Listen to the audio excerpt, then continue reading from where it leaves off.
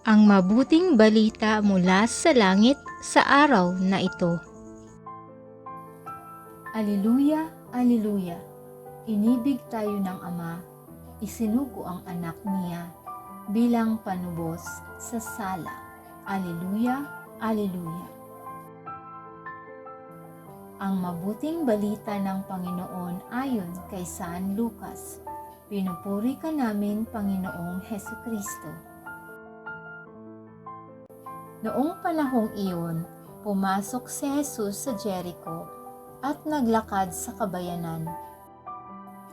Dooy may isang mayamang puno ng mga publikano na nagngangalang Zaccheo. At pinagsikapan niyang makita si Jesus upang makilala kung sino ito. Ngunit siya'y napakapandak at dahil sa dami ng tao, hindi niya makita si Jesus. Kaya't patakbo siyang nagpauna at umakyat sa isang puno ng sikomoro upang makita si Jesus na magdaraan doon.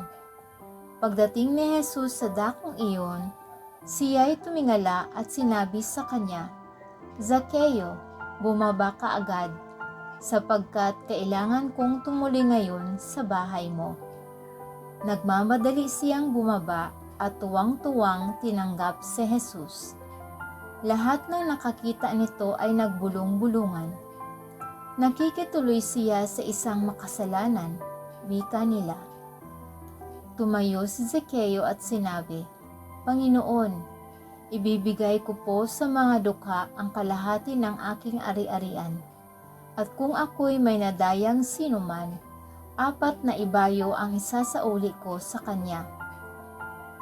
At sinabi sa kanya ni Jesus, "Ang kaligtasay dumating ngayon sa sambahayang ito.